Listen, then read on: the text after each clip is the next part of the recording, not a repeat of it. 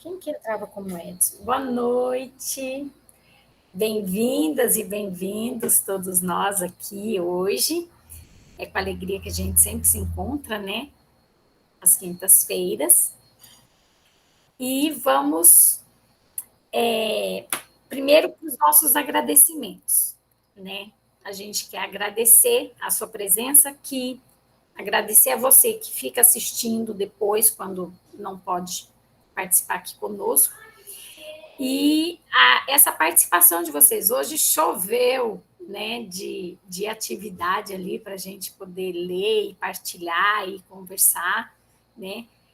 Agradecer também o interesse de cada uma, o cuidado que a gente tem uns com os outros aqui no grupo, né? A gente sempre reza junto, pede por todos, né? Tem uma preocupação, um carinho com a outra pessoa. E hoje, assim, de forma especial, a gente lembra com carinho de todas as pessoas que a gente traz no coração e também do nosso grupo aqui, o Gervásio, que ele não está vindo, porque ele está cuidando da mãe dele, que está precisando desse cuidado dela, né? O Rodrigo, que está com o pai ainda no hospital em recuperação.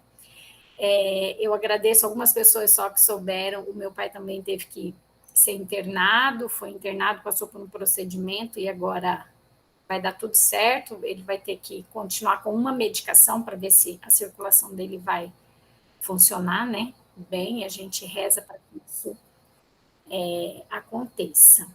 E louvar e agradecer também pela saúde de todos nós aqui, o Cardoso que ficou um pouquinho adoentado nesses tempos e agora já está, graças a Deus, aí cheio de energia e vigor, né?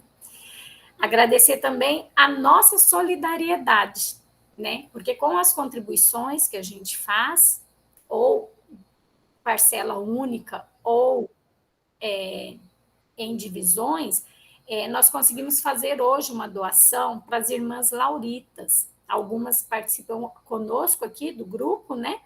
E elas que desenvolvem um trabalho junto com as comunidades indígenas aqui da periferia de Campo Grande. Então, hoje a gente já conseguiu fazer esse repasse também.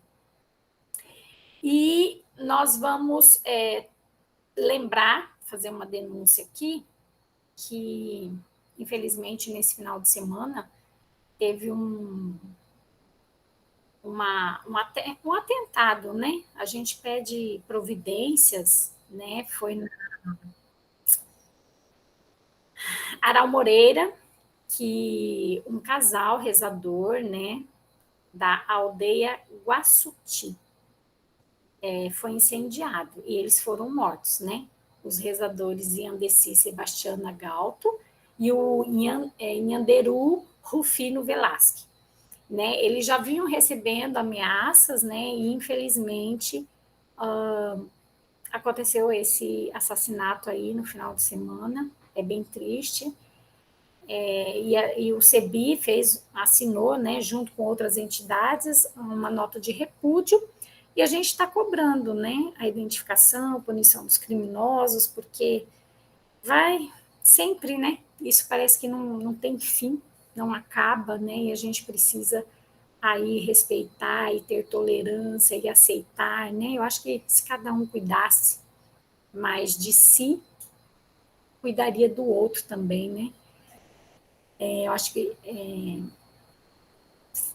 mas tá bom. E depois dessa tragédia, tem um ponto positivo que até a dona Suzana começou a comentar ali, que foi hoje do Supremo Tribunal Federal, né, que formou maioria contra o chamado marco temporal, né?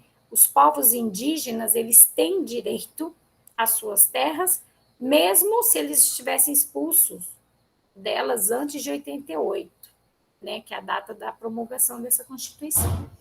Então, um ponto positivo aí para a luta, muito mais deles, e nós que estamos sempre assim na retaguarda, apoiando, sente junto, mas assim é bem diferente do que eles mesmos passam, né? E para nossa oração hoje, eu vou convidar e quero saudar aqui a Maria, que está conosco. Hoje está aí, juntinha do Ed. Hoje eu não pude estar ali, viu?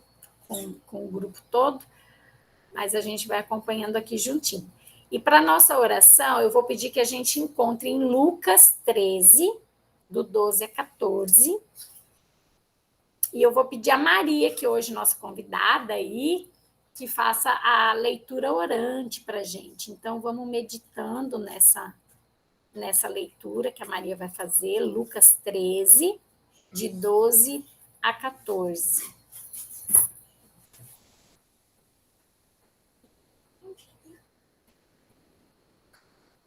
O Ed já colocou aí no chat, né? Se precisar, Lucas 13, de 12 a 14. Pode ler. Vendo-a, Jesus chamou-a e disse: Mulher, estás livre de tua doença. Acho que é outro texto. Será que eu coloquei errado? Ah, eu coloquei errado, Maria, né? É bonito o texto, mas... Estou treinando. Lucas 13, de 12 a 14. Qual que é? Aí, vai para o capítulo 14. É Lucas 14. Põe aí no chat para gente. Todo o treinamento foi por água abaixo agora. Está na tela. É só a gente ler aí. Lucas 14. Não. 13. 13 e 14. Lucas 14. Lucas 14. Força, Maria, vai lá. Pelo contrário, quando deres uma festa, chama pobres, estropiados, coxos, cegos. Feliz serás, então, porque eles não têm com que retribuir. Serás, porém, recompensado na ressurreição dos justos. Mais uma vez, Maria, lê para a gente. Pelo contrário, quando deres uma festa, chama pobres, estropiados, coxos, cegos. Feliz serás, então, porque eles não têm com que te retribuir. Serás, porém, recompensado na ressurreição dos justos. Quando deres a festa, convida os pobres,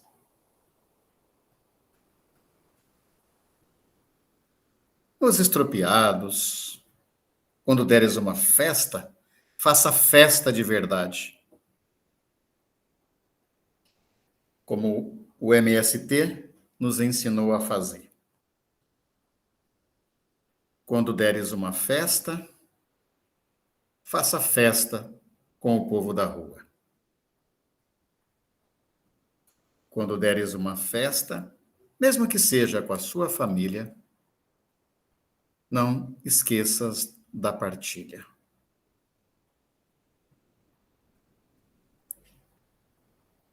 Num momentinho de silêncio,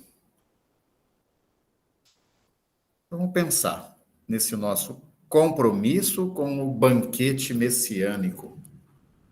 E já que a gente está com o nosso texto aberto em Lucas 14, né, Maria? Lucas 14. Seria bom a gente voltar, e foi o que a Márcia fez, né, Márcia? Olhou um pouquinho o que veio antes, o que veio depois, naquilo que você postou lá. Como a Sli falou, quanta atividade postada. Vale a pena vocês relerem, viu, gente? Algumas foram postadas agora, né? Mas vale a pena. Vamos pegar o começo do capítulo 14, ainda nesse espírito de oração. 14, 1. Você lembrou, Márcio, que esse bloco está dentro da grande viagem que Jesus faz para Jerusalém. E nessa viagem, num dia de sábado, ele entra na casa dos fariseus. Jesus gostava de filabóia na casa dos fariseus, né? Sempre junto com eles, discordando, mas dialogando. Para tomar uma refeição.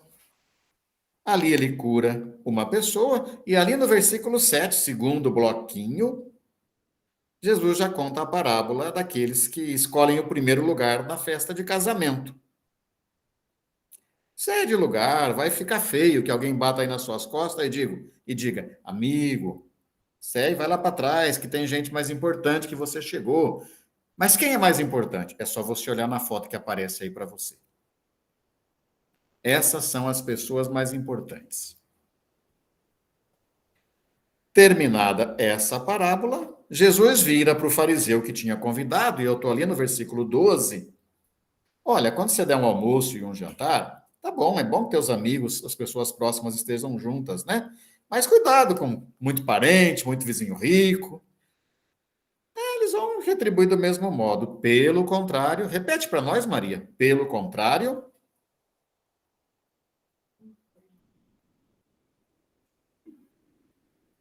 vamos abrir o microfone e ler todo mundo junto com a Maria? Vai bagunçar. Abre seu microfone. Pelo contrário, quando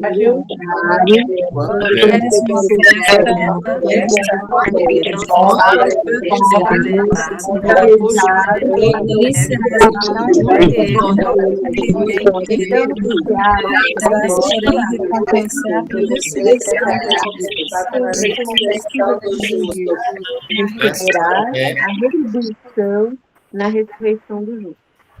essa é a muvuca gostosa das festas verdadeiras.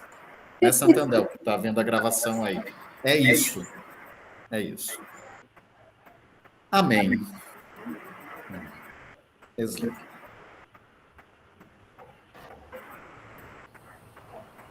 Amém. E olha só. Vou pedir para fechar os microfones. O nosso grupo é formado por diferentes experiências bíblicas, né? Todo mundo, de alguma forma, vive e estuda a palavra em sua caminhada. Entre nós, temos o Cardoso, lá do Ceará, que concluiu o curso de teologia. Semestre passado, o Cardoso até nos ajudou, né? Com o texto do Jeremias, né? Foi o GG que saiu da cisterna. Então, ele vai fazer uma apresentação para a gente rapidinha, de 10 minutos, para apresentar o TCC dele, né? Que ele falou sobre a espiritualidade de Jesus e a graça de Deus. Olha, um homem fez. Tudo bem, eu vou repetir o tema. A espiritualidade de Jesus e a graça de Deus, implicações na humanidade e na vivência espiritual do sujeito e a contribuição na sua maturidade cristã. Olha que interessante. Então, eu vou projetando, Cardoso, e aí você vai me falando quando precisar mudar o slide, tá? Certo. É uma alegria ter você aqui conosco e Eu que poder agradeço. ouvir esse trabalho.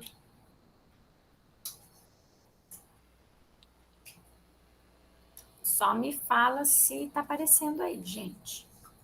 Tá Está aparecendo? ótimo. Está? Que bom.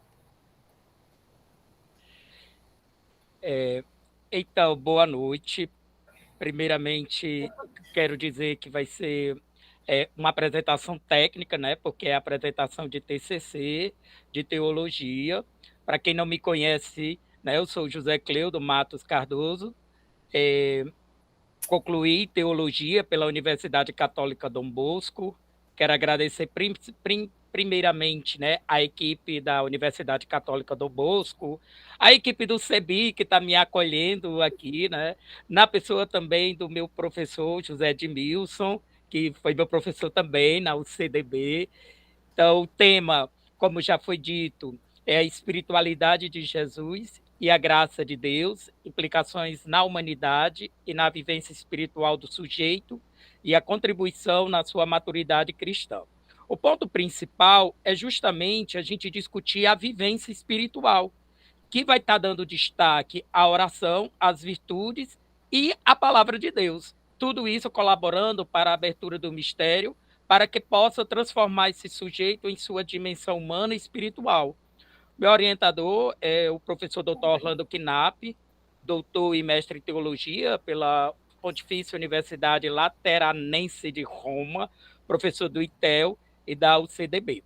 Pode passar? A área que eu estou abordando é teologia espiritual, né, com leves implicações na teologia moral.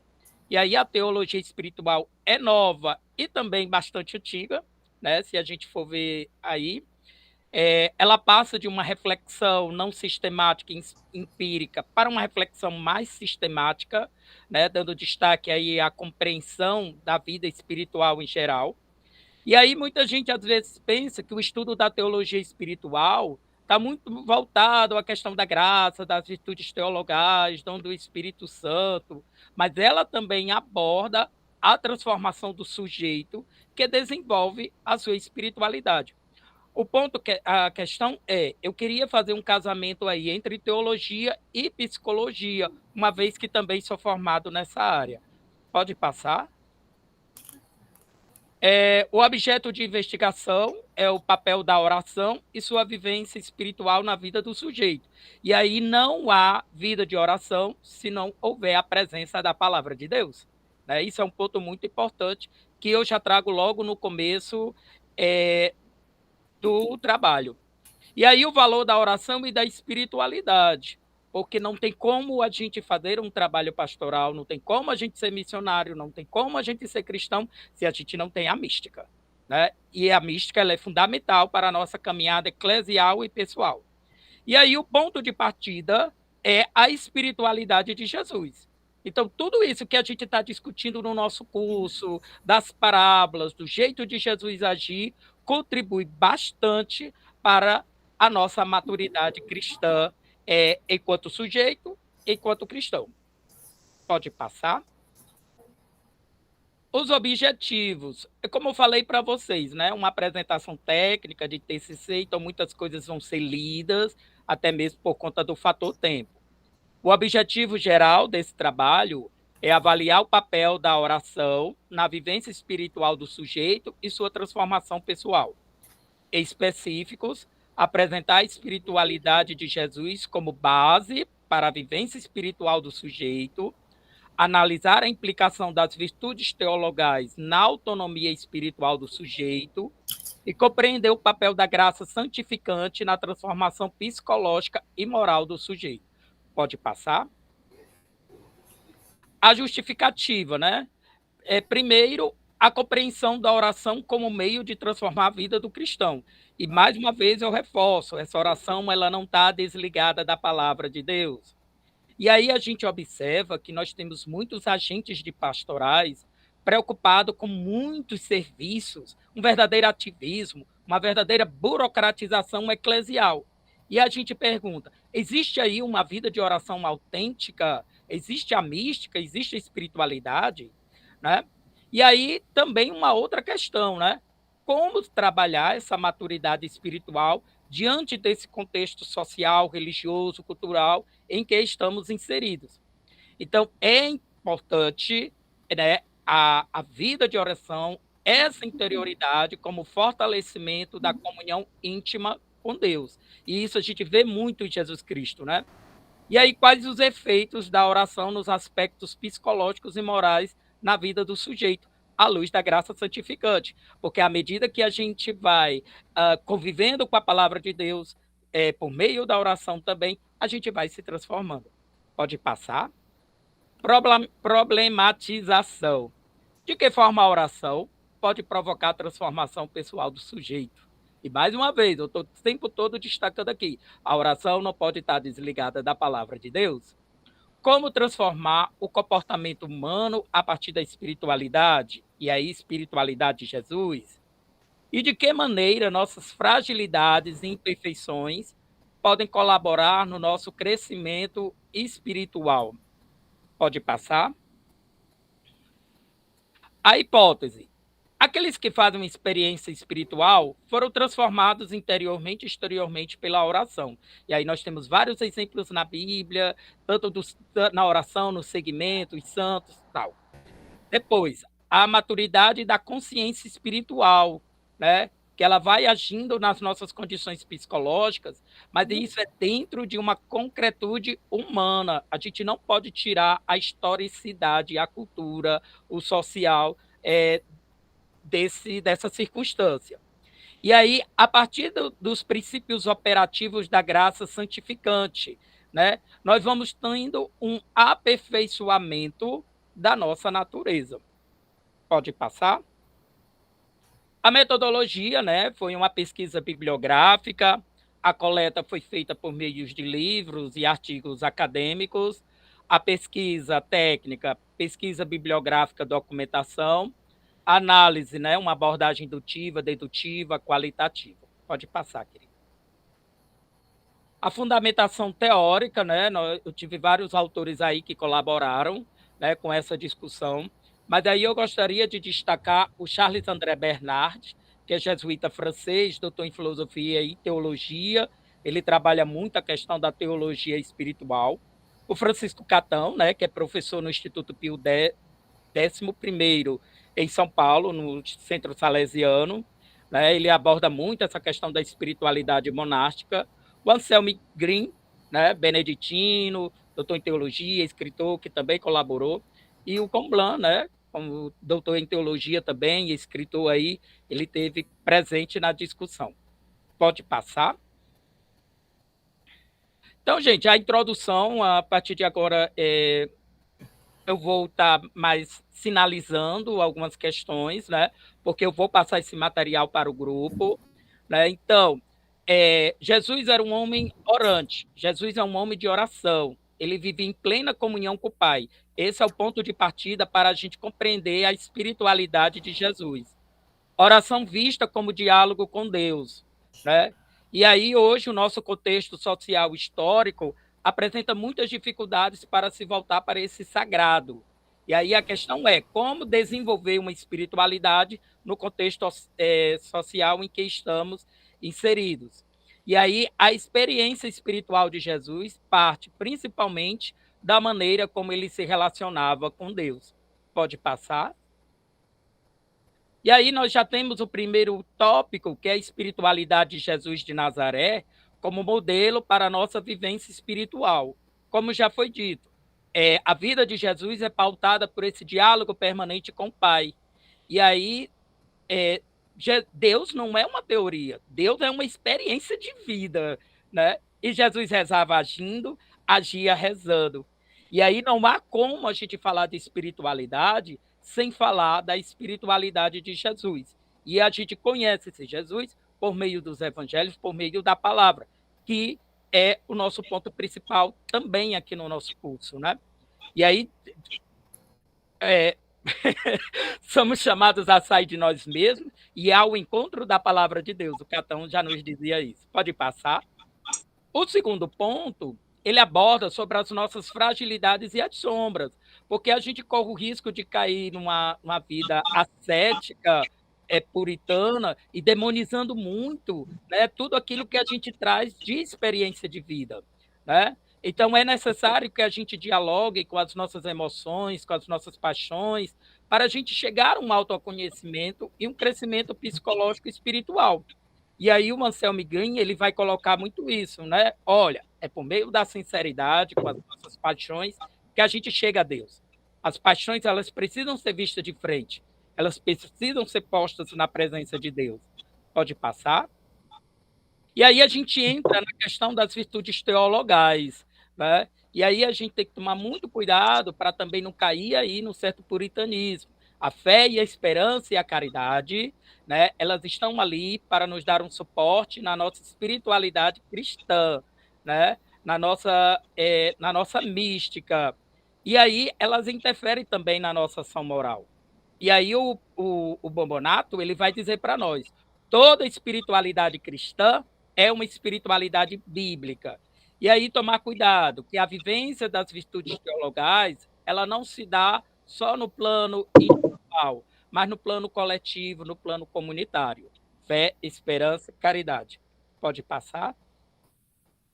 E aí a gente chega no último ponto, que é o papel da graça de Deus na transformação do sujeito e a sua maturidade. A graça é dom gratuito de Deus. Ela nos transforma, né? Levando a essa santidade. A graça, ela não destrói a natureza humana, ela aperfeiçoa. E aí o Stevanelli, Padre Stevanelli, que já esteve conosco aqui, ele vai dizer o seguinte: por graça a gente entende o amor de Deus, né? E o Stevanelli ainda vai dizer: a graça é um encontro entre duas liberdades. E Deus não nos força, Deus respeita a nossa liberdade também. E falando em graça, a gente não pode se esquecer na dimensão social da graça. Essas instituições sociais doadoras da vida. O próprio Edmilson falava aí da questão do MST.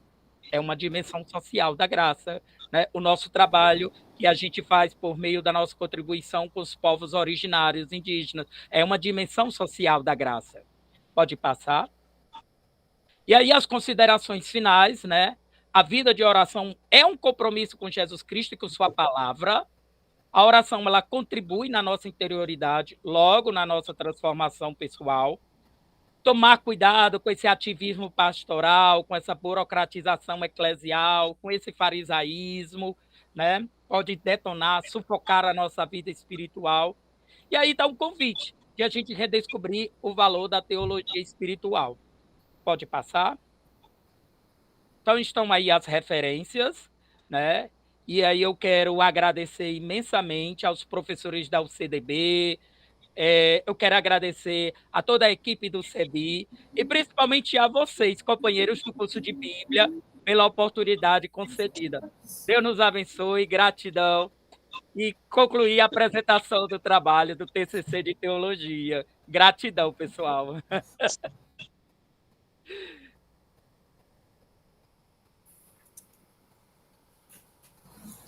Que graça! Gratidão por partilhar conosco todo esse trabalho, esse estudo que você fez e palpitar na gente, né? Pensar um pouquinho nessa graça de Deus. Edmilson.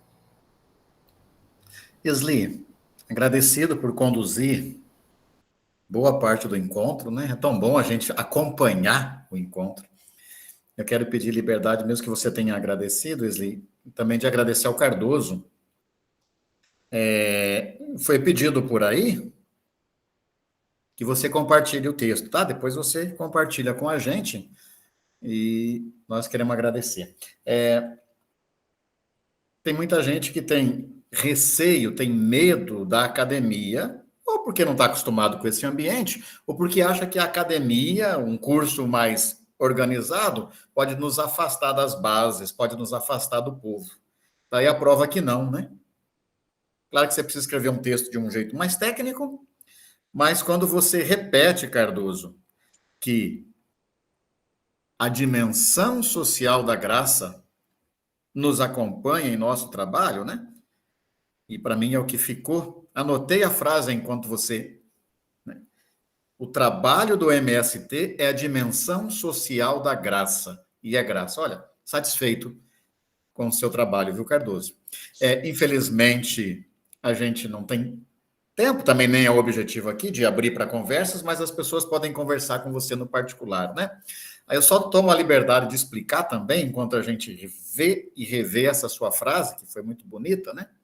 O trabalho de quem é comprometido com os pobres é a dimensão social da graça em nós. Na UCDB, para quem faz o curso de teologia, é um curso de 4 anos, é reconhecido pelo MEC. Se você se sente motivado também, nos procura no particular, né? É à distância. Tem presencial também, vespertino e noturno, mas a maioria faz à distância. O trabalho de conclusão de curso é a produção de um artigo. E a gente sempre pede que esse artigo não fique na gaveta ou numa publicaçãozinha, né? É fundamental que isso seja divulgado. Então, cada estudante escolhe uma forma de apresentar. A Márcia já compartilhou conosco, alguns acompanhamos no ano passado ou retrasado, não lembro, e agora a Cardoso pediu para fazer nesse grupo, que muito nos honra. Obrigado, viu, Cardoso? Então,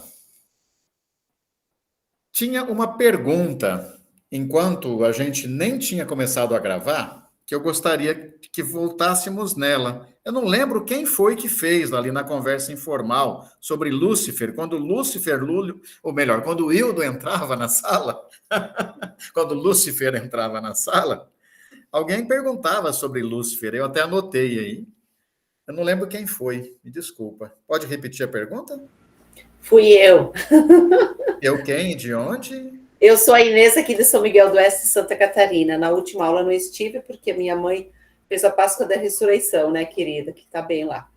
E eu ouvi, né, Hildo, a aula seguinte de vocês aí, nossa, como é bom descobrir o efeito de cada um, né, do diabo, do Satanás, enfim.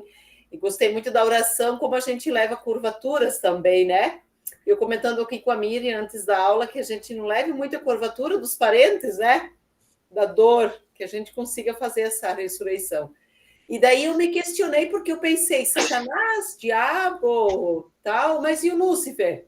Porque ele, na Bíblia ele é uma luz boa, uma luz forte, então tem esse detalhe, mas ele queria ser o superior, né? Ele queria ser sempre o maior do que Jesus. E daí eu me questionei e pensei, mas ele entra onde? Daí agora a pergunta fica pro Hildo ou pro Ednilson, eu acho que... Eu começo aqui, depois o Hildo completa. Agradecendo a você, né, estivemos em oração com sua mãe e queremos dizer de todo o coração que sua mãe está com Lúcifer. Eu sei que o pessoal está fazendo cara estranha aí, mas é isso mesmo. Sua mãe está com Lúcifer, né? E Hildo, quando entrou, também quando eu vi... A Elvira já estava, né? Tamara, Cris, Milagro, Sônia, Ágada, Elvira já estava, já falei que foram chegando aí depois. Sejam bem-vindas, tá? Sempre estamos juntos. Então, Inês, o termo Lúcifer, e eu projeto aqui o resumo que eu falei, inicialmente é um título utilizado para Jesus na igreja primitiva. Essa é uma das reviravoltas que no conluio, no atrelamento com o Império Romano, esse termo sofreu. Jesus, de fato, virou Lúcifer, né? Mas vamos lá. Por quê que esse título era atribuído a Jesus? Porque Lúcifer literalmente significa aquele que traz a luz, a pessoa que faz a luz chegar, tanto no latim como no grego. Em latim, lux é luz e fer é a adaptação do verbo fero do grego, que significa transportar. Então, literalmente, o Lúcifer é o transportador, é o portador da luz. É o que traz a luz. Na mentalidade antiga, e até hoje, né? Quem gosta de acordar cedo, eu não gosto muito, não, mas quando a gente acorda de madrugada, se a gente olha para o oeste, onde o sol se põe, a gente vê uma primeira estrela brilhando bem forte, anunciando a chegada da manhã. A gente costuma chamar essa estrela de a estrela da alva. É claro que a gente sabe que não se trata de uma estrela. Quando o sol começa, a Terra deixa de tampar a luz solar, né? O sol começa a bater no leste, a luz solar bate no planeta Vênus e ele reflete. E esse planeta parece uma estrela, ela brilha, né? Então é a estrela que brilha em algumas épocas do mês, em algumas épocas do ano, de manhã, anunciando a chegada da aurora. Essa estrela, a estrela d'alva, é Lúcifer, aquela que anuncia a chegada da luz. Daí começa. Claro que vai ser cultuada como divindade, né? Todos os povos gostam de olhar a deusa Vênus, Lúcifer e assim por diante. Se ela anuncia a luz, quem trouxe a luz da ressurreição verdadeira vida para nós, da nova criação, é o próprio Cristo ressuscitado. Por isso ele é chamado de Lúcifer na igreja primitiva. Acontece que, como diz Dom Helder Câmara, quando dou comida aos pobres, me chamam de santo. Quando pergunto por que os pobres não têm comida, aí me chamam de comunista, né? Jesus, o Lúcifer, é transformado como algo negativo. O Jesus libertador da igreja primitiva acaba sendo trancafiado e Lúcifer acaba sendo negado como esse título a Jesus e passa a ser visto como uma coisa negativa. Tem um livro muito interessante, depois eu posto ali, muito antigo, de uma pessoa que morreu esse ano, Franz Rincklamer, né? Junto com Hugo Asman, Lúcifer e a Besta. Muito interessante, né? Um livro antigo, lembra bem dele, né, Hilton? Que recomendo também, o Beto viu esse texto, esse livro, né, no seu trabalho. Mas eu queria convidar vocês rapidamente a olhar Isaías capítulo 14, versículo 12. Nós não esquecemos do banquete, mas é que essa pergunta era importante, Miriam, quando você colocou, eu disse, pergunta quando tivermos todo mundo na sala. Isaías capítulo 14, versículo 12. Está marcado aí, Isaías 14, 12. Vamos às nossas Bíblias? Vamos ver que tradução a gente tem para esse texto aí.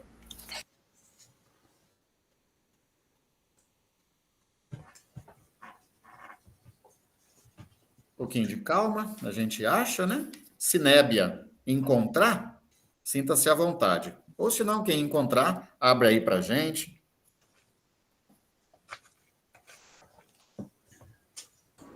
Oi, eu encontrei. Por favor.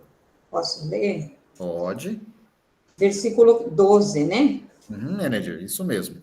Como é que você caiu do céu, estrela da manhã, filho da aurora? Como é que você foi jogado por terra, agressor das nações? Tá vendo? Né?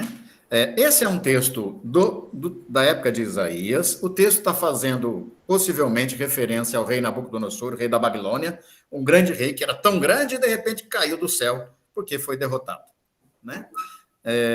E pronto. Mas a imagem que faz aí é a imagem da estrela da manhã que, vupt, cai do céu como se fosse um asteroide que, como a gente costuma ver de vez em quando, né? Uma luz no céu que vem e vlapt, vlapt, né? Daqui a pouco a gente lembra o texto em latim da Páscoa também. Esse texto é lembrado na Vigília Pascal. Bom, esse texto, inicialmente aplicado ao rei da Babilônia, Nabucodonosor, depois começa a ser relido, mas não só na Bíblia, viu, Inês? Esse negócio de anjo caído do céu, isso já vem com os apócrifos e com a tradição posterior. A não ser que você vá para Apocalipse 20, né? O dragão, ou Apocalipse 12, o dragão arremessado do céu, você tem imagens. Mas essa ideia de que o anjo bom, que virou anjo mau, e não sei o que, isso não é da Bíblia, isso é da literatura apócrifa e da tradição posterior da igreja. Então, inicialmente, esse é o título. Eu vou tomar a liberdade de mostrar para vocês o texto que a gente leu. Alguém tem outra tradução, além da tradução que a Enedir leu para a gente? Isaías 14, 12? Quando vocês leem, eu vou projetar o texto aqui no grego. Eu tenho a pastoral. Por favor, lê lá para nós na pastoral. Isaías 14, 12. Como é que você caiu do céu, estrela da manhã, filho da aurora? Como é que você foi jogado por terra, agressor das nações? Muito obrigado. Então, a palavrinha que está no hebraico, que a gente conhece menos, é Hillel, né? A estrela da manhã. E em grego, é uma palavrinha muito interessante. A segunda parte dela é essa daqui, foros, de fósforos. E a primeira parte é ósforos, a estrela da manhã, o fósforo. O que é um fósforo, né? Poderia ser fósforo aqui também. Fós é luz, né? E foro, do verbo fero, que é trazer, o que traz a luz, a estrela da manhã. Então, olha só, como caíste do céu, ó estrela da manhã. Aí eu fui buscar a tradução da Vulgata, que a equipe coordenada por São Jerônimo fez, que foi lembrada aqui, né? Como caíste de cielo, Lúcifer, a luz do céu. Né? Então, daí vem o termo Lúcifer, que lembra a estrela d'alva. Mas Jesus é o verdadeiro Lúcifer para nós. Tem mais um texto que eu gostaria de convidar vocês, na segunda carta de Pedro. Vamos lá? Agora vamos lá para o final da Bíblia. Segunda carta de Pedro. É um texto bonito. Esse é o último texto do Novo Testamento, escrito possivelmente pelos anos 130, segundo alguns, até bem depois do ano 130, né? Há quem coloque esse texto até para depois do ano 160, 170, mas vamos ficar com o ano 130 aqui. Segunda carta de Pedro, capítulo 1, versículo 19. Eu também coloco ela aqui para a gente acompanhar. Segunda carta de Pedro. Em grego, vamos ler em português primeiro? Alguém pode fazer o favor de ler em português? Matozinho já achou ou não? Posso ler? Por favor, vai lá. Temos também por mais firme a palavra dos profetas, a qual fazeis bem em recorrer como a uma luz que brilha em lugar escuro, até que raie o dia e surja a estrela d'alva em nossos corações. Olha que coisa linda esse texto, né? Até que brilhe a luz do dia e a estrela d'alva, aquela que anuncia o sol chegando, brilhe nos nossos corações. E eu estou mostrando agora em grego, a palavra aqui literalmente é um F, um O, o ômega, né? E o S. Aqui a gente lê fos. Depois um outro F e um O menor. Fósforos. Parece que é fósfopos, né? Mas é que essa letra aqui, a terceira, de trás para frente, é um R. Então, o fósforos aparece aqui. Fósforo, o que traz a luz. E ela é traduzida por estrela da manhã. De novo, na tradução da equipe de São Jerônimo, aparece, vocês veem aí, a palavra Lúcifer. Então, Lúcifer não é um termo para apresentar, não tem nada a ver com demônio, diabo, satanás, com os termos que Hildo trabalhou, por isso Hildo não trabalha esse texto no livro. Né? Não sei se ele chega a comentar. Né? Mais tarde, vão transformando Jesus em Lúcifer. Né? Então, cada vez que o MST é criminalizado, apresentado como negativo, baderneiro, né? É a visão pejorativa de Lúcifer. Cada vez que a gente vê o que a gente viu na fala do Cardoso, MST partilhando a vida, é o sentido original da palavra Lúcifer. Cada vez que transformam negativamente o trabalho de Júlio Lancelotti em protetor de bandido, estão modificando o termo de Lúcifer. Cada vez que a gente reconhece Júlio Lancelotti, a gente vê que ele é portador da luz. Certo, Miriam? Muito obrigada, muito obrigada. Fiquei bem feliz que a minha mãe é um Lúcifer. Para nós agora vai ser uma é Ósforos, sua mãe é Fósforos, sua mãe é Lúcifer para nós. Que lindo, muito lindo. Hildo, você quer completar, por gentileza? Fica à vontade. Pois, Edmilson, tem um parágrafo, sim, no livro, mas por que eu acrescentei esse parágrafo sobre Lúcifer lá, e fósforos? Porque no senso comum, Lúcifer é associado ao diabo, né?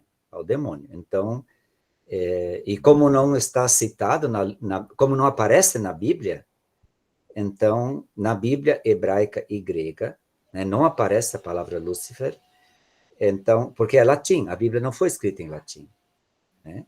E aí, por isso, então, tem um parágrafo ali, porque no senso comum é associado ao diabo, né?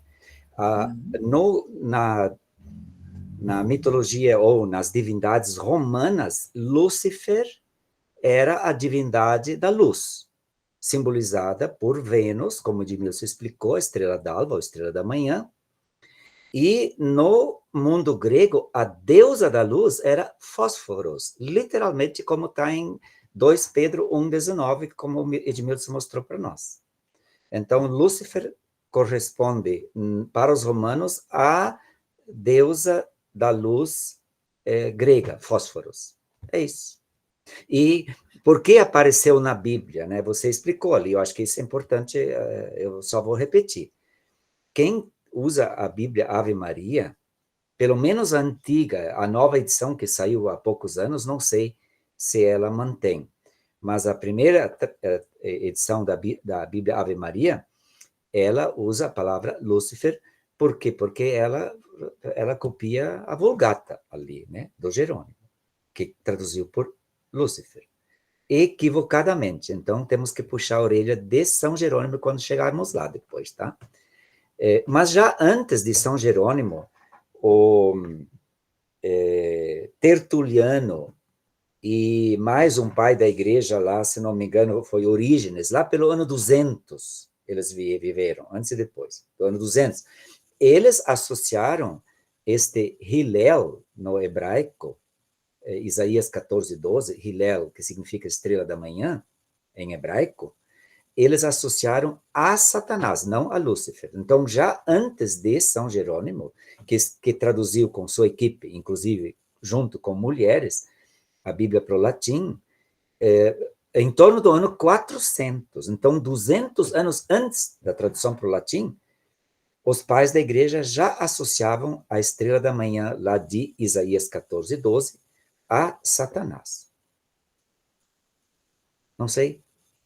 Acho que o resto já foi dito, né? Tá ótimo, tá ótimo. Obrigado, Inês. Eu acho que a gente quis esticar na sua pergunta, porque ela é importante e é um pouco continuidade também dos trabalhos anteriores que a gente vem fazendo aqui no nosso bate-papo. Então, para que tenhamos reino e banquete, Lúcifer tem que estar entre nós. Portanto, sejamos Lúcifer, como a mãe da Inês, a partir de agora, e como sempre ela foi, né, Inês? Sejamos Lúcifer, portadoras da luz, como cada pessoa que traz a vida, que traz a luz. Obrigado. Eu faço uma retomada rápida aqui, porque nós precisamos conversar em grupo hoje. Estou com saudade, alguém já me disse, saudade de grupo. Então, vamos lá para grupos, né?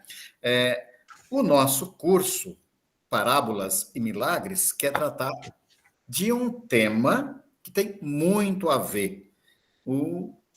A espera de uma grande festa, que começa com grandes e pequenas festas aqui. Na teologia, a gente diz, o reino já chegou, ainda não se planificou, mas está conosco, né? Então, o banquete messiânico começa aqui. Eu tenho insistido desde o começo, e desde a preparação, e a primeira vez que a gente se encontrou neste nosso curso sobre parábolas e milagres, que mais do que um curso, né? É um encontro, é um bate-papo, é uma coisa gostosa. Como é que a gente identifica a chegada do reino? Ora, quando João Batista pede os discípulos dele, está lá no xilindró, é você ou temos que esperar outro? Meu querido, é só você olhar o que está acontecendo. Os cegos enxergam, os surdos aí estão vendo, aos pobres é anunciado, né? Então, é evidente que, tirado todo o exagero, tirada a teologização, os milagres são para os evangelhos, para os sinóticos em especial, para Marcos com peso nos exorcismos, aquilo que mostra que o reino está acontecendo. Por isso estamos tratando dos milagres, desmistificando o diabo, demônio, Satanás, porque nosso Deus é o Deus do amor, é aquele que traz, pelos sinais e prodígios, a possibilidade de você experimentar que o reino está chegando. Agora, na hora de explicar o reino, a gente vê Jesus, escuta mais do que vê, né? Escuta Jesus contando essas histórias gostosas, chamadas de, no grego, parabalo, né? Arremessar para longe, para a gente acompanhar. E eu tenho falado desde o primeiro encontro também que um terceiro elemento identificador de que o reino chegou é a partilha. Por isso, festa, banquete, comida na mesa, fartura, é o que a gente mais encontra nos evangelhos, como identificação do reino. Por isso que a gente começou hoje também, naquela oração, né? Quando você der uma festa, pensa em quem você vai chamar. Lembrando ainda que, além disso tudo,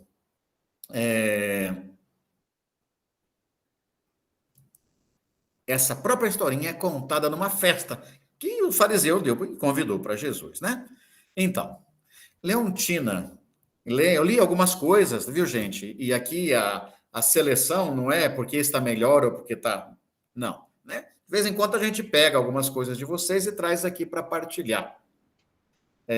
Quando chega muito em cima da hora, a gente vai vendo depois, né? E vocês aproveitem que riqueza que foi essa semana a partilha de vocês. Muita gente, como o Esli colocou no começo, postou por aí, né?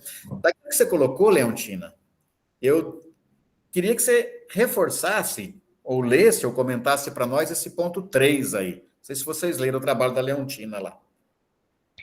Se quiser. Lucas anuncia e realiza a ação messiânica na figura de um banquete que deve ser partilhado com os marginalizados e abandonados, seja com aqueles que não têm nada. Acontece que essa semana foi muito corrida, eu tive encontro em Lages, e daí eu só consegui fazer meu trabalho hoje. Mas muito interessante, né?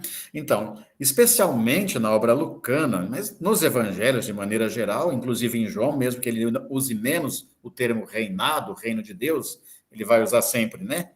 Vida, Zoe. Lucas, de fato, anuncia a chegada do reino, a era messiânica, a ação messiânica de Jesus por meio de festa, de banquete e de comida. E você destacou uma coisa muito importante. Com quem? Especialmente com quem não estaria na festa. Tem uma música antiga do Padre Zezinho, que diz assim, não sei se vocês se lembram, você que nunca foi convidada e nem sequer chegou perto da mesa, onde se sentam homens importantes, ou gente que o dinheiro projetou. Você que não conhece as etiquetas, e certamente nem acertaria com que colher ou garfo comeria. Pode chegar que a festa começou. Quem quiser que venha partilhar da festa. É linda a música, né, do Padre Zezinho, muita teologia, porque é isso. Quem não estaria nos banquetes, aí vai estar. É a expectativa messiânica, e aqui não estamos endeusando o Júlio Lancelotti de jeito nenhum, né? Queremos trazer o testemunho do trabalho dele com a equipe que vai junto. A primeira pergunta que tinha ficado para nós era para vocês procurarem, e muita gente juntou ali, colocou, outros textos no Evangelho de Lucas que tivessem a mesa como referência. E aqui, gente, por favor, não vamos pensar em mesa com 4 pernas, porque isso é coisa do mundo grego. Em grego, a palavra para dizer mesa é trapézio. Mas toda vez que fala que Jesus está à mesa, Jesus reclinou-se à mesa. O semita, os orientais, os romanos também, os orientais e os judeus muito mais ainda, se deitam, se reclinam nas almofadas, no chão e para comer, né? Com quem você vai se reclinar à mesa? O texto do Hildo Bongais, de novo, Hildo, obrigado, né? Depois eu repito a bibliografia. Quando você fala do Evangelho de Lucas, naquela série Uma Introdução à Bíblia, você vai levantando ali 12 textos de Jesus sentado à mesa. Quando chama Mateus, que em Lucas é chamado de Levi, né? No capítulo 5, já faz a refeição com aqueles que eram mal vistos por serem pessoas cobradoras de impostos, né? Quando a mulher vai ungir Jesus com o perfume, na versão lucana, na casa do fariseu, que depois é chamado de Simão, mais um banquete. Jesus promove a partilha do pão, naquilo que a gente costuma chamar de multiplicação dos pães, lá no capítulo 9. Na casa de Marta e Maria, Jesus senta para conversar. E ali tem uma interpretação, Lucas 10, 38, que a gente sempre tem que tomar cuidado, né? Quem disse que Maria escolheu a melhor parte é quem não fez uma tradução boa. O texto fala que Maria escolheu a parte boa, mas a gente precisa depois discutir por que será que Lucas faz essa crítica à liderança de Marta, que aí é diaconisa, né? A líder da igreja. No fundo, as duas irmãs foram divididas pelo patriarcado depois, mas Jesus está com ambas ali.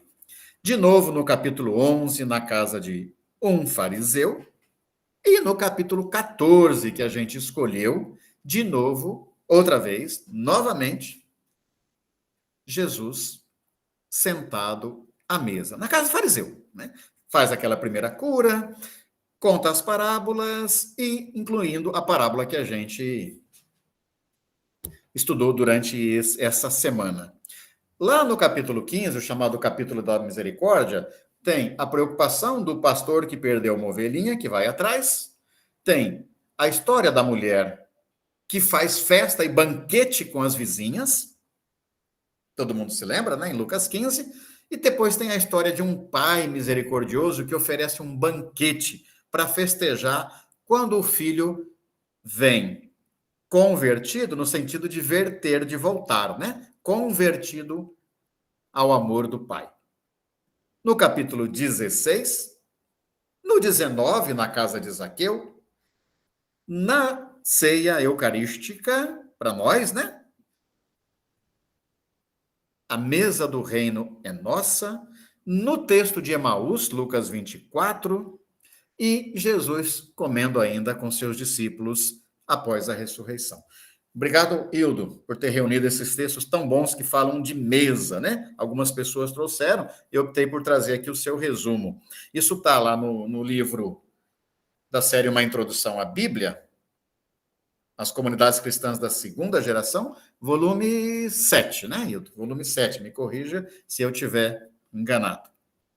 Mas aí teve gente que foi postando, ou também escreveu no particular, outros textos em Lucas, ou os mesmos, especialmente sobre parábolas que falam de sentar-se à mesa. São muitos, né? Tem um que é muito interessante, lá no capítulo 11, já foi citado, chega um parente ou um amigo de um vizinho com fome, e esse amigo não tem pão para preparar a mesa, e vai lá, vizinho, dá um pão aí, por favor, porque sem hospitalidade não tem vida. Sem hospitalidade, né? Aqui no Brasil a gente tem um costume que, às vezes, algumas culturas até estranham. Quando alguém chega na casa da gente, a gente quer tomar um banho? Né? Assim. E se você esquecer de oferecer comida, na hora que a pessoa deitar, você quer lavar os pés, ela vai dizer assim, mas lavar os pés de barriga vazia não faz bem, não. Lavar os pés em jejum, né? Vamos partilhar. No Lucas 14, a escolha dos lugares no casamento. Em Lucas 15, queremos repetir, estou repetindo porque alguém postou e descobriu, achei muito legal, né? A mulher que faz festa com as amigas, é mesa, é partilha, não faz mal se eu torro as outras 9 moedas. Eu tenho pouco, mas quero festejar, né? O Hildo falava lá do pai bondoso, e Lucas 15 volta aqui. Por que esse irmão emburrado não quer entrar na festa? Que história é essa? Em Lucas 16, tem uma história de um rico que queria comer sozinho o banquete. E as migalhas caíam e Lázaro vinha. Aí ele se chama Lázaro, né? Deus é meu socorro, Deus é meu amparo. E ele tinha, por solidariedade, as cachorras, os cachorros. Às vezes o cachorro fica bravo, né? Mas é nosso amigo, é solidário, até com Lázaro aí. E ainda no 17, o jantar preparado pelo servo humilde, né? Então, faço um resumo da primeira pergunta, por causa do tempo aqui, né? E queria trazer mais um elemento. Esse negócio de Lucas dizer que é para Lucas e todos os evangelhos, né? A gente está insistindo isso em Lucas porque escolhemos esse texto de Lucas para comparar com Mateus.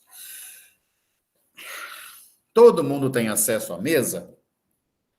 Na expectativa messiânica, já vem também lá de Isaías, com o jeitão do texto de Isaías, no capítulo 25, né? Um texto que eu gosto relativamente, mas não gosto da expressão Javé Sabaoth, Senhor dos Exércitos, né? Eu acho que a gente prefere o Deus da mesa farta, ou a deusa dos seios, Shaddai, né? A deusa da abundância. É mais gostoso para a gente pensar em banquete no monte. Aqui em Mato Grosso do Sul, acho que eu já falei disso, tem uma cidade chamada Camapuã, que na língua guarani significa seios erguidos. Em hebraico, Shaddai. Camapuã, porque lá tem um morro com formato de dois seios, assim. Elvira da região sabe disso, né, Elvira? Que significa seios empinados, seios da abundância. É a montanha da abundância de Deus. Isaías, lá no capítulo 25, já falava que no monte, vamos discutir se é o Monte Sião, se não é o caso aqui, né? Deus daria um grande banquete, e daí se espera a expectativa messiânica. Eu sei que a linguagem utilizada por Isaías aí não agradaria muito aos vegetarianos, às vegetarianas, né? Mas é a linguagem da época, né? E nem quem gosta de muito de prato gorduroso, eu não gosto. Mas está assim lá em Isaías, depois vocês conferem. Isso vai de Isaías até o Apocalipse. Se a gente vai para o capítulo 19, nós vamos lá também ter a imagem de um banquete messiânico, e uma das 7 bem-aventuranças do Apocalipse diz que são bem-aventuradas as pessoas convidadas para a ceia do Senhor, para a ceia do Cordeiro. As nossas liturgias costumam usar, né, nas nossas igrejas. Aqui no nosso grupo a gente tem gente de tradição católica e gente de tradição anglicana, e a gente lembra a imagem do banquete. Bem-aventurados os convidados para o banquete com o Cordeiro, a ceia do Cordeiro. Entretanto, aí eu queria lembrar 2 textos para depois passar aqui a palavra para nós. Um deles é uma invenção que foi feita tardiamente e aplicada depois a Davi.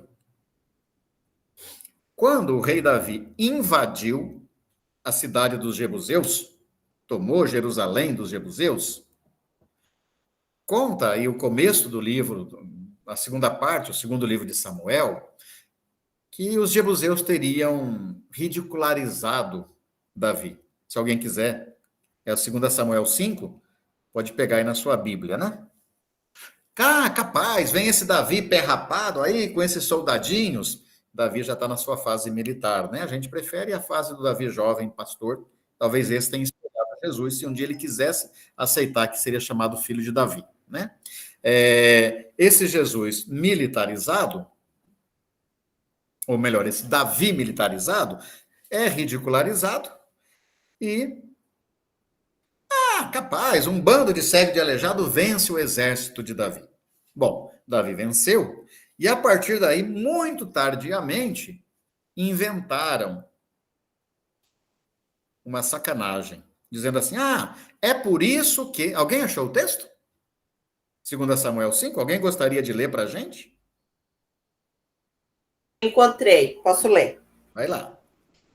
Conquista de Jerusalém. O rei e seus homens partiram para Jerusalém contra os jebuseus, que habitavam essa terra. Disseram estes a Davi, você não encontra aqui porque até os cegos e os aleijados você terá de desalojar. Como para dizer, Davi não entrará aqui, mas Davi conquistou a fortaleza de Sião, e ela é a cidade de Davi. Nesse dia, Davi falou, todo aquele que deseja golpear os jebuseus, que alcance o canal. Quanto aos aleijados e os cegos, são odiados por Davi. Por isso se diz, cego e aleijado não entrará na casa. Cego e aleijado não entrará na casa, que já não é mais casa de Deus, né? Esse texto é tardio. Ele é aplicado à casa como templo de Jerusalém. E aí essa lenda mentirosa, né, é utilizada pelos sacerdotes no pós-exílio para afastar do culto, afastar da mesa, afastar da ceia, afastar, seja lá do que for, de assistir o sacrifício, as pessoas que não lhes interessam. Olha que sacanagem que se faz com o texto bíblico, né? E por isso é interessante.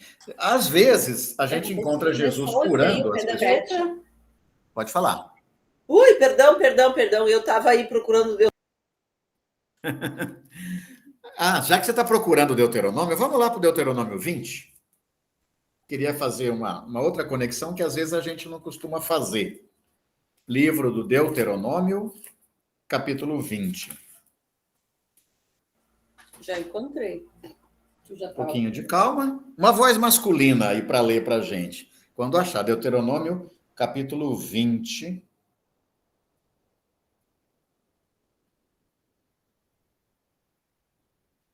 Faz o seguinte, pega desde o versículo 5. Vamos lendo aí. Uma voz masculina? Quem pode abrir o microfone? Achou? Cadê o Guido?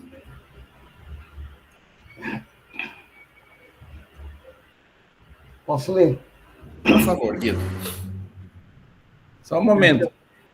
20. Cadê 7 aqui? A partir do 5. A partir do 5. Isso. Nós estamos em contexto de guerra. Formação de exército aqui. Vai lá. Vamos lá. Os escribas também falarão ao povo, dizendo: quem construiu uma casa nova e ainda não a consagrou, que se retire e volte para casa, para que não morra na batalha, e um outro o consagre. Quem plantou uma vinha e ainda não colheu seu primeiro fruto, que se retire e volte para casa, para que não morra na batalha, e um outro colha os primeiros frutos. Quem desposou uma mulher e ainda não a tomou, que se retire e volte para casa, para que não morra na batalha, e um outro a tome. Obrigado. E o versículo 8 aí diz assim: quem está com medo e se sente covarde, que se retire e volte para casa para não atrapalhar. O contexto aqui é de guerra. Então, no começo do capítulo 20, fala-se de montar um exército para guerrear. Você está pronto para guerrear? Olha, se você comprou um campo, se você fez uma casa, ou se você se casou, né? Vão gravando essas imagens. E não está com coragem, então se retire. Vamos ao 24. Lá no capítulo 24 do Deuteronômio, temos uma imagem semelhante. 24. De novo, a imagem do casamento. Lá no versículo 5. Quando um homem recém-casado não deverá ir para a guerra e nem fica lá em casa, dá uma licença para ele, né? Bom, por que eu estou pegando esses textos aí? Só para lembrar que são as imagens que Jesus vai usar na parábola. Jesus está convidando, mas olha que interessante, não para ir para a guerra, mas para ir para o banquete. Olha que sacada que Jesus tem, né? Na montagem desta parábola, lá em Deuteronômio. Se você tem uma vinha, um campo novo, se você construiu uma casa, ainda não usou, se você se casou, ainda não usou, né? Tá bom, não vai para a guerra. Agora, o convite aqui de Jesus, não, né? Se você não use isso como desculpa, não use isso como escapatória. E aqui eu quero trazer a indagação de Antônio Raimundo. Antônio, acho que está vendo a gravação, ele não está com a gente hoje, né, Antônio? Se eu não me enganei. Né? Estou. Ah, Antônio está aí, desculpa, Antônio. Está aí sim. Né? Antônio, estou destacando essa parte final aí do seu comentário. Pode falar com suas palavras, pode ler, fica à vontade. Quando eu lendo o Lucas aí, quando aqueles convidados recusaram, né, e ele foi buscar os novos, não houve convite, né? Aí fiquei na dúvida, porque vai lá, busca aqueles, obriga eles a vir para completar a turma. Eu achei muito...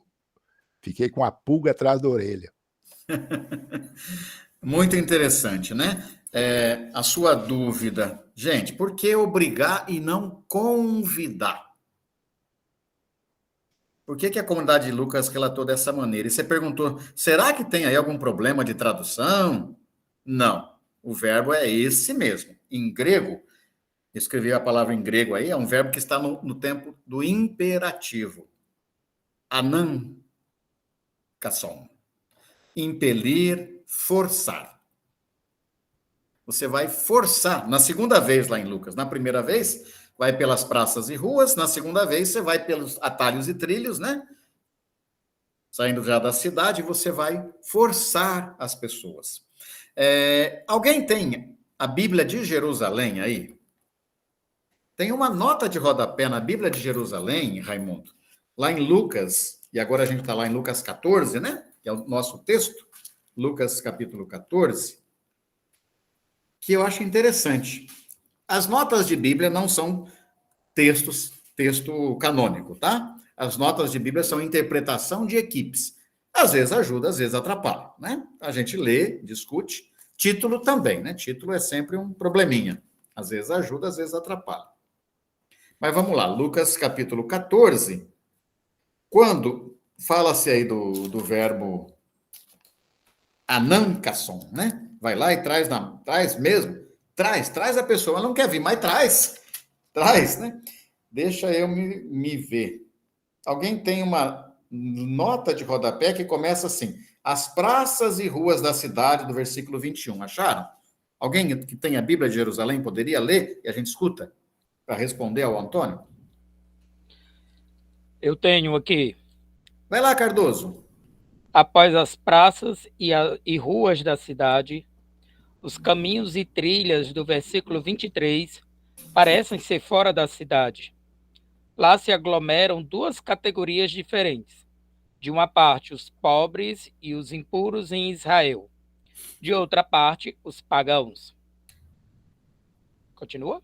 Então, só antes de você ler, o texto de Lucas tem dois momentos, né? Primeiro você vai lá e traz todo mundo. Aí o servo diz, mas ainda tem lugar, eu quero a casa cheia. Então, primeiro você já foi para as praças e ruas da cidade. Em grego, a palavra praça é plateia, que a gente também tem em português, né? Vai lá para a plateia. Como é que é? Vai para o abraço da plateia. Vai para a praça e chama. E vai para as ruas da cidade. Essa é a primeira vez. Há quem interprete, está chamando aqui os judeus e depois os não-judeus. Não necessariamente, mas é uma interpretação possível, né? Na segunda vez, você vai sair da cidade e vai, então, conforme as traduções que a gente tem aí, para os lugares mais distintos aí. Caminhos, atalhos, trilhas, já onde estão os pobres. Eu não gosto da palavra pagãos, né? Aí poderia dizer os não-judeus, as demais etnias, considerados afastados aí. Agora continua sobre o termo forçar, a força. Leia aí para nós, Cardoso. A força empregada para introduzir esses míseros quer apenas exprimir o triunfo da graça sobre sua falta de preparação, e não uma violação de sua consciência. É bem conhecido o abuso feito no decurso da história, deste compele entrare. Muito obrigado. Então, a preocupação que você teve aí, Antônio, a equipe que fez essa nota da Bíblia de Jerusalém também teve. Ela disse assim, muitos europeus usaram esse texto aqui para batizar à força, seja povos indígenas, seja comunidades africanas, negras, escravizadas. Não, você leva à força o evangelho, porque você quer salvar a pessoa, baseado nesse compele entrar, e força a pessoa a entrar, não no reino, mas na igreja, né? Batizando. Isso, sim, foi motivo de abuso, e você tem razão, Antônio. Agora, a nossa leitura vai na linha da graça. Toda pessoa, quando experimenta a graça, e aqui eu quero usar uma metáfora que está num livro do Leonardo Boff, muito antigo, lá dos anos 70, um livro chamado Vida para Além da Morte, que recomendo, muito atual. O Leonardo Boff, que era lá do interior de Santa Catarina, né? Forquilinha, morava na roça com um monte de filhos, estudou bastante, né? E foi morar na Europa para fazer a continuação dos seus estudos lá. E aí ele viu aqueles trens grandes na Europa, que a gente quase não tem no Brasil, né? Só aquelas Maria Fumaça Véia, e aqueles trens em alta velocidade, né? E passa. E ele tem uma metáfora que eu acho muito bonita ali no trem. Se você está no trem, você pode até correr no sentido contrário, passar de um vagão para o outro e tentar. Mas aqueles trens, eles vão lá, 180, 200, 220, 280, 300, 320 por hora. O trem te conduz. Ele diz, esse trem é a graça de Deus. Eu acho bonito, né? A história é um trem conduzido pela graça divina. Você pode, por desconhecimento, por falta de oportunidade, por timidez, por condição socioeconômica, não querer estar no banquete, mas a graça vai te trazer, né? Eu trabalho esse forçar neste sentido. Agora, deixo a palavra em aberto, se alguém quiser também comentar, dialogar com o Antônio, que a gente conversou a partir daí, né? Deus tira a liberdade da gente ou você se encanta quando a fome aperta, meu filho? Minha filha, na hora que você vê o banquete, você vai. Não sei se ajuda, Antônio. Sinta-se à vontade. A gente precisa conversar em grupo, tem muita coisa boa, e aqui eu peguei a contribuição da Maria Helena de Amambai, entre as tantas que vieram, comparando, porque uma das perguntas da semana era comparar a leitura de Mateus com a leitura de Lucas. Então, antes da gente ir para grupo, conversando aqui um pouquinho ainda, alguém pode fazer a gentileza de ler para nós a versão de Lucas, mais uma vez? Eu sei que a gente se dedicou. Tamara, tu tá por aí? Você pode ler? Pode ser aí na tela do computador, se você consegue, ou na sua Bíblia. Lucas 14, 15 a 22. Sim, estou por aqui. Eu acho que vai ser mais fácil para mim ler na minha Bíblia. Tudo bem. Quem quiser acompanhar, vai vendo aí, que a Maria Helena jogou com cores. Lucas 14. 15 a 22. 15 a 22. A minha é pastoral, tá? Tranquilo. O reino é para todos. Ouvindo isso, um homem que estava à mesa disse a Jesus: Feliz aquele que come pão no reino de Deus. Jesus respondeu: Um homem deu grande banquete e convidou muitas pessoas. Na hora do banquete, mandou seu empregado dizer aos convidados: Venham, pois tudo está pronto. Mas todos, um a um, começaram a dar desculpas. O primeiro disse: Comprei um campo e preciso vir vê-lo. Peço-lhe que aceite minhas desculpas. Outro disse: Comprei 5 juntas de bois e vou experimentá-las. Peço-lhe que aceite minhas desculpas. Um terceiro disse: É até qual? Até o 24. Até o 24. Um terceiro disse: Acabo de me casar e por isso não posso ir. O empregado voltou e contou tudo ao patrão. Então o dono da casa ficou muito zangado e disse ao empregado: Saia depressa pelas praças e ruas da cidade. Traga para cá os pobres, os aleijados, os cegos e os mancos. O empregado disse: Senhor, o que mandaste fazer foi feito, e ainda há lugar. O patrão disse ao empregado: Saia pelas estradas e caminhos e faça as pessoas virem aqui, para que a casa fique cheia. Pois eu digo a vocês, nenhum daqueles que foram convidados vai provar do meu banquete. Muito agradecido. Salvação.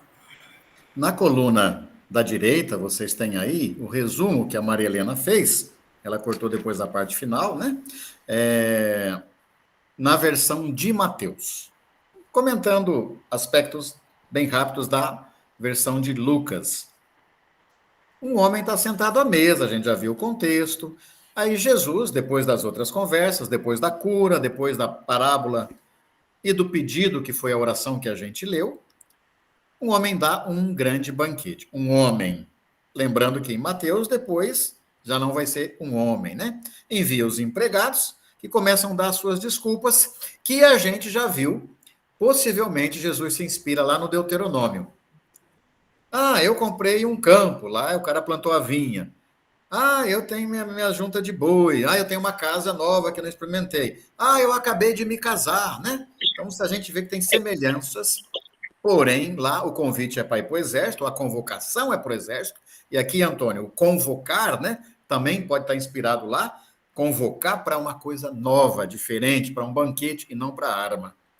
E aí todos dão a desculpa. O dono da casa fica zangado e envia, então, seus servos que vão primeiro pelas praças e ruas da cidade, tragam para cá pobres, aleijados, cegos e mancos, e coxos e mancos, né? A gente volta nesse texto depois, porque ele aparece em outros lugares no Evangelho de Lucas, né? E ele vai, sobra lugar, vai pelos caminhos, traz mais gente. E para mim, o mais bonito é essa frase no versículo 23. Para que a casa fique cheia. É para todo mundo. A experiência da graça que Cardoso apresentou no Evangelho de Lucas, principalmente, é universal. E tem umas coisas muito interessantes, né, que nos mostram isso nessa imagem do banquete. Por exemplo, Jesus, no Evangelho de Mateus, é apresentado como filho de Abraão, que é pai dos judeus. No Evangelho de Lucas, ele é Ben Adão, filho de Adão. É o filho da humanidade, ele é o salvador da humanidade. Jesus, no Evangelho de Lucas, quando vai lá na Cirofenícia, ou melhor, no Evangelho de Marcos, depois em Mateus também, né? Ah, não posso tirar o pão dos filhos para dar para os estrangeiros cachorrinho. E Mateus ainda piora o texto dizendo, eu vim salvar as ovelhas perdidas de Israel. Lucas diz, jamais esse texto entraria no meu evangelho, porque Jesus é o salvador universal, porque a casa está cheia. Né? Essa é a visão lucana muito presente nesse trabalho. Agora, esse pessoal que eu convidei aí, alguém escreveu no texto, esse povo da elite, né? Também está lá no nosso grupo do WhatsApp, não vai experimentar, não está querendo. Por favor, que a gente não leia esse texto somente dizendo, porque os judeus não aceitaram Jesus e os estrangeiros... Não, teve judeus que aceitaram e judeus que não aceitaram, sem leitura anti-judaica no texto, né? Sem antissemitismo. Bom, a gente tinha pedido para nós também conversarmos olhando a versão de Mateus. E aqui tem um resumo. Jesus não está almoçando aqui, ele volta a contar uma parábola aos chefes dos sacerdotes e aos anciãos do povo, né? O reino dos céus é semelhante a um rei que preparou um banquete, mas aqui ele já fala banquete de casamento para o seu filho. Então a gente já tem uma leitura um pouco mais teologizada, né? Uma cristologia colocada no Evangelho de Mateus. Manda os empregados vão, essa parte de que eles ficam bravos, batem um e taratata, não tem em Mateus, não dão a menor atenção. Observe no quadro aí, a partir do versículo 5, que Maria Helena colocou em azul. Vão cuidar dos seus negócios para o campo e outros agarram os empregados lá no 6 e batem nele. Bom, o versículo 7 é um versículo exclusivo de Mateus. E a gente até ia discutir, queria escutar um pouquinho de vocês. Vou pedir para a gente abrir o microfone. Indignado, o rei mandou suas tropas para matarem aqueles assassinos e botou fogo na cidade deles. Esse versículo 7 é meio doido aí, né? Não tem nada a ver disso lá no Evangelho de Lucas, e Mateus faz um trem doido como esse, né? Depois vai para as encruzilhadas, até que a festa, a casa fica cheia. Eu vou dar uma paradinha, abrir o microfone, para escutar de vocês um pouquinho. Inclusive, lá no grupo, né? A gente vai ter que ir para o grupo conversar um pouquinho. Senão, não dá. A gente tem que conversar entre nós e ouvir mais. Uma das coisas, então, lá no grupo é o que o versículo 7 está fazendo aí? Por que ele está aí em Mateus? Duas coisas no grupo, não tem muito tempo, né, gente? Por que Mateus acrescenta essa ideia de que os soldados destruíram a cidade? Primeira pergunta. Não precisa nem escrever, né? Vocês anotam aí. E a segunda pergunta é sobre a mensagem que Lucas trouxe para nós na parábola, para vocês poderem ter mais liberdade de conversar. Agora, são 8h26. Nós vamos ficar até 8h45 no grupo. Isso dá 20 minutos, né? 20 minutos de grupo. Fazer o grupinho um pouco pequeno para a gente poder conversar um pouquinho, faz bem. Escutar demais cansa, é bom, mas cansa, né? E precisamos também falar. Só um momentinho.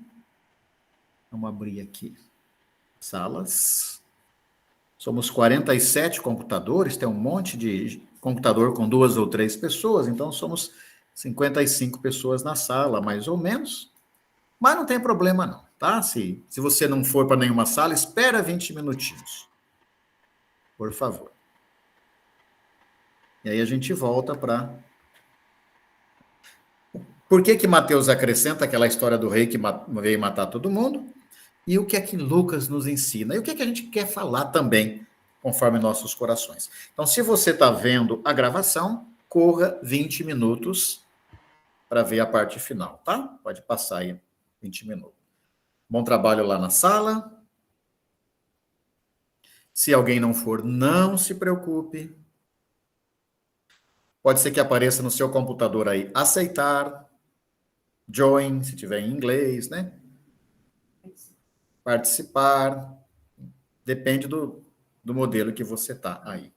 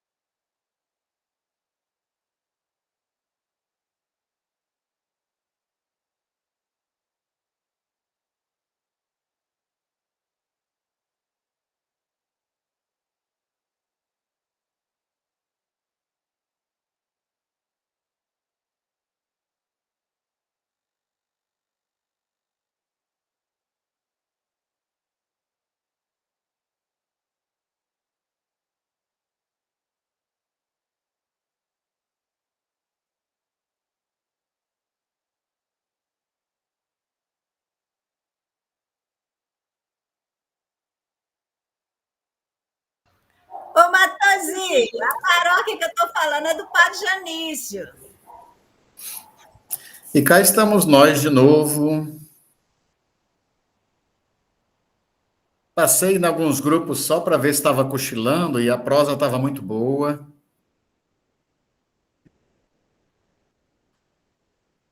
Esperar todo mundo chegar, né? Estamos todos aqui. A riqueza da partilha do grupo fica lá. Nossos encontros não têm o objetivo de esgotar os assuntos, mas de propiciar essa alegria, né? De conversa, de aguçar a curiosidade, aí você vai pesquisar mais, vai ler.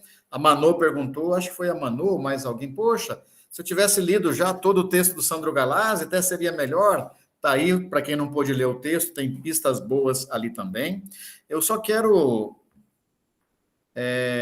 ajudar, visto que alguns grupos patinaram, pelo menos onde eu passei, no versículo 7 de Mateus. Bom, primeiro, faltou a parte final do texto de Mateus, que é possivelmente um acréscimo catequético do final, né, de quando o evangelho é escrito, ou até mais tardio.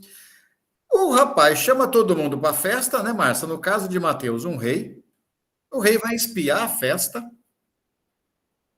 e chega lá e vê que alguém não está com a roupa apropriada para a festa. Mas como que ia estar com a roupa apropriada para a festa se mandou chamar os coxos e aleijados e vai mandar tirar da festa, né?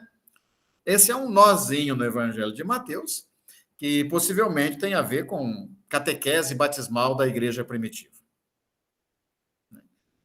Ou que você, se você entrou, você assuma o projeto, né? Claro que não dá tempo da gente esgotar tudo nisso daí, mas por aí é que vai. O Beto fez uma comparação nesse sentido, Beto, eu vou voltar a projetar.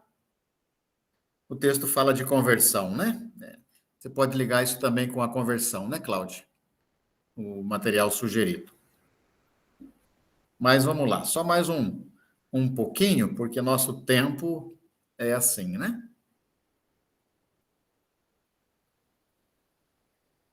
Edmilson, antes eu só queria ver que eu acho que eu errei. O servo 2 vezes é 3, eu acho. Que ele chama, aí mata, depois manda de novo. Só pois é. Então, a versão de Mateus, essa aqui, alguém disse, Mateus está bravo, né? É uma versão já mais teologizada, em que o rei é Jesus, o rei é Deus, o noivo é Jesus.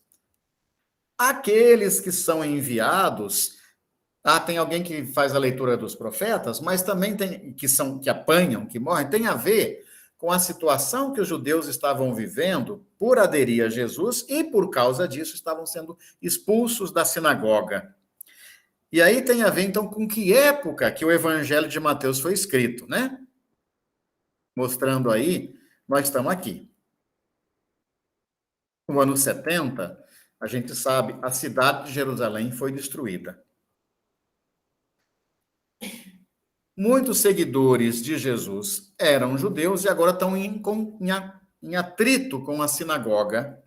É o evangelho que mais bate de frente, né, com o farisaísmo, que sobreviveu à destruição de Jerusalém.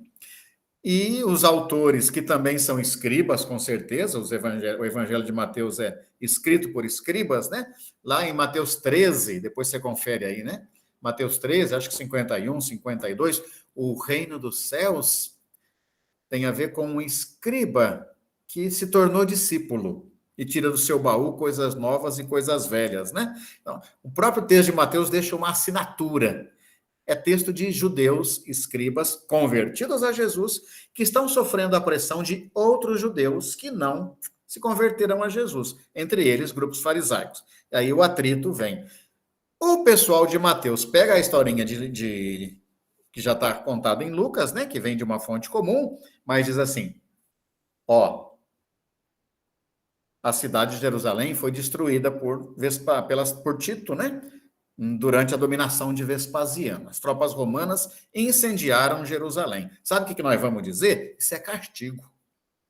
Isso é castigo para esses judeus fariseus aí que não aceitaram o noivo. Então, esse versículo 7, com certeza, é um acréscimo que faz menção a destruição de Jerusalém no ano 70. Não deve fazer parte da historinha original de Jesus, como a gente comentou ali, né? Nós temos 5 minutos para nos escutarmos ainda em outras coisas, alguns destaques que a gente queira apresentar, né? Só lembrando algumas coisas aí. A destruição da cidade é interpretada... Oxe, acabei de falar, só não tinha escrito. Mas depois a gente partilha como castigo de quem não quis aceitar. Palavra em aberto. Quem gostaria de dizer alguma coisa? Eu sei que o tempo passa, não dá para todo mundo falar, mas antes da gente encaminhar o próximo trabalho.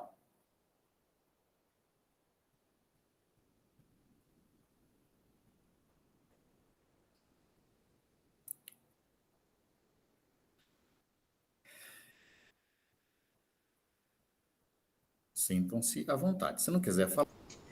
A gente comentava um pouco, eu comentava lá, acho que a gente não pode, está na Bíblia, né? Está no texto, Mateus pegou, acho que nunca a gente vai poder pegar um texto desse, mas está na Bíblia, mas tudo bem, para justificar a violência, né? Porque de repente alguém pode usar um texto desse para dizer, mas está lá, mandou matar, castigo para eles, esse pessoal aí, ou aplicar para o hoje tal qual, de forma assim, para justificar a violência ou a morte, né? Acho que aí a gente tem que sempre perceber que aí acho que Lucas, né, trabalha com a misericórdia de Deus, com o amor que Deus tem, o Deus misericordioso. Acho que aí não pegar um texto desse para justificar a violência ou a morte, né, ou a revolta, sei lá, como dar troco para matar, vamos supor, né? Então, eles mataram o servo, então vamos lá matar a cidade, né? Como ao longo da história a dominação aconteceu e, às vezes, de repente, justificar com textos bíblicos, né? Só isso. Obrigado, Beto. Tamara pediu a palavra. Então, no nosso grupo, assim, a gente não conseguiu finalizar, colocar um elo, assim, uma corrente nos dois textos, mas a coisa assim, que mais me chamou a questão foi a questão da inserção dos pobres, dos excluídos, dos oprimidos, essa questão deles estarem sendo chamados a este banquete, né, ao projeto da nova aliança de Jesus. Mas mesmo entre eles, em Mateus, a gente vê isso, que mesmo entre esse pessoal que foi lá chamado, né, a fazer parte desse novo projeto, da nova aliança com Jesus, mesmo entre eles, aquele que não estivesse disposto a usar o traje, no caso que eu escrevi aqui, a usar o traje, ou a aderir a esse projeto, mesmo esse povo, ele seria excluído desse projeto.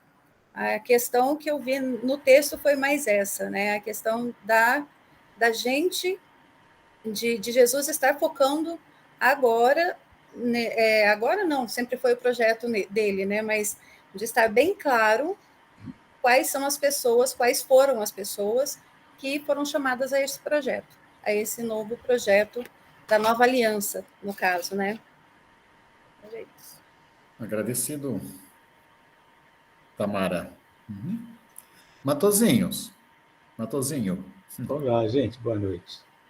Tentamos defender lá no grupo que o texto de Mateus não quer, de forma alguma, defender e incentivar a violência, a agressão. Mas, sim, é que o texto reflete a situação da época. A denúncia que eles estão tentando fazer da violência que eles estavam sofrendo. A comunidade tinha passado.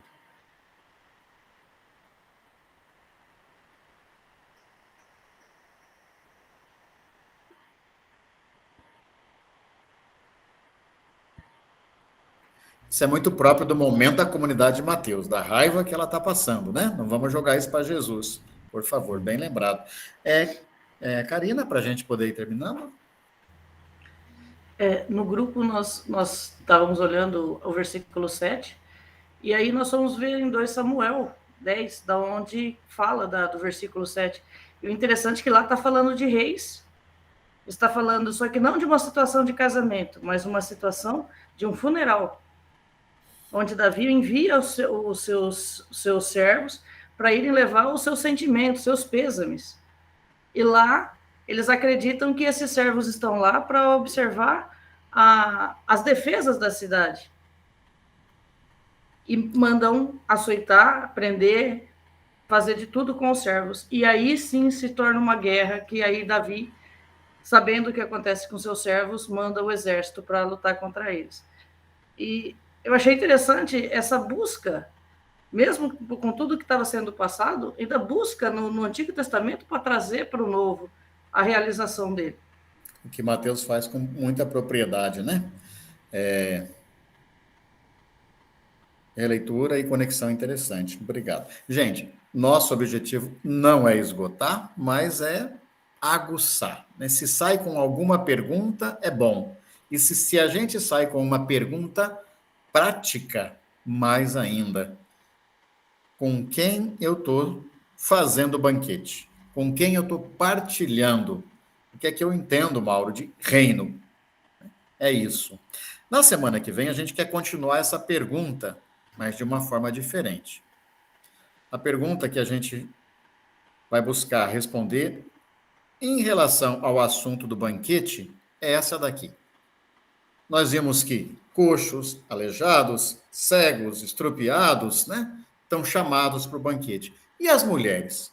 Como é que estão fazendo parte do banquete? Como é que elas podem?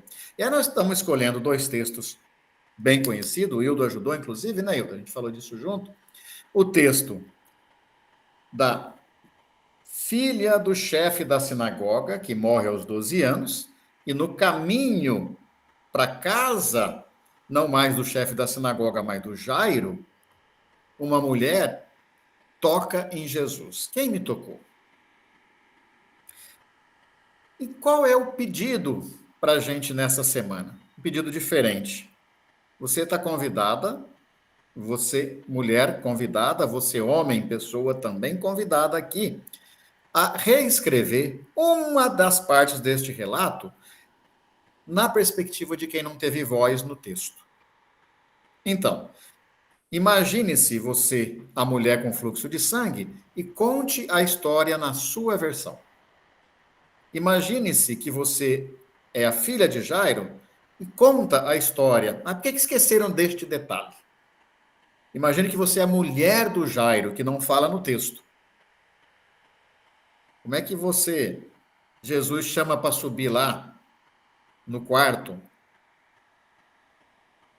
os homens que estão com ele e as mulheres? Entram ou não entram no quarto? Como é que você recontaria a história? Como é que você recontaria a história?